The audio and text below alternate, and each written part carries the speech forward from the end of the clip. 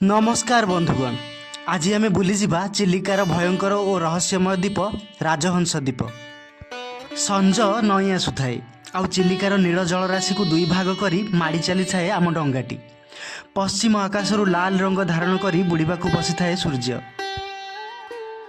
बाट सारा नारे मजामस्ती करी आमे सांग माने आग को बढ़ुथिलु आम डेस्टिनेशन राजहंस आड़कू।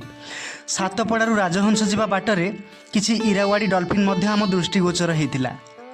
राजहंस तार सुंदर समुद्रकूल, चमत्कार सिनेरी और रातिर भयंकरता पाई प्रसिद्ध।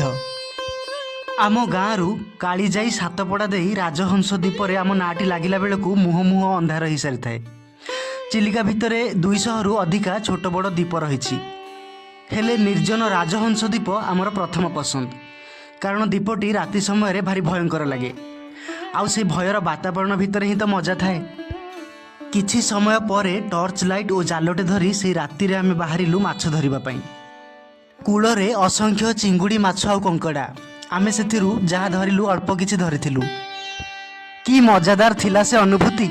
निज हाथ रे एते सारा चिंगुड़ी आउ कंकड़ा धरिबार मजा ओह चमत्कार थिला। कैंप फायर रे चिंगुड़ी आउ कंकड़ा पोड़ी खाइबार मजा भी नियारा थिला। खाई सारी से खोला आकाश तले तोफा जह्न को देखी सोईगलु आमे। रातिर अनुभव चमत्कार थिला। चारि पाखरे जलभाग हेतु सेतेटा शीत लागुन थिला। सेपटे जह्नीकुदा अरखकुदारू दीपरू धाड़ी धाड़ी स्ट्रीट लाइट सब झापसा झापसा दिशु थांती। निकटरे कैंप फायर बड़ काठगंडीटा ठीक सेमिति जलु थाए। चारि पाखर अंधारिया झाऊ बण केउ एक हरर मुभीर भ्रम सृष्टि करुथाए।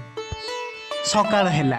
दीपर आर पाखरू समुद्रर घु घु गर्जन शुभुथिला, कारण मुहाण सेठारु अल्प दूर थिला, जेउठारे चिलिका समुद्र सह मिसिथिला। राजहंस द्वीपर दृश्य अवर्णनीय सतरे।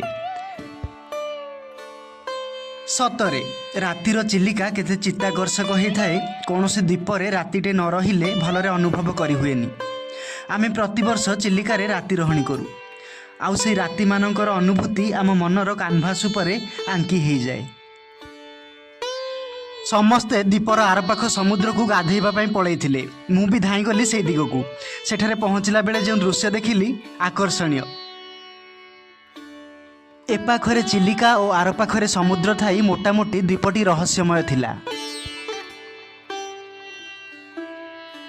आजि पई एतिकी। पुणी देखा हेबो आउ एक अध्याय रे आउ एक नुआ अनुभूति सह।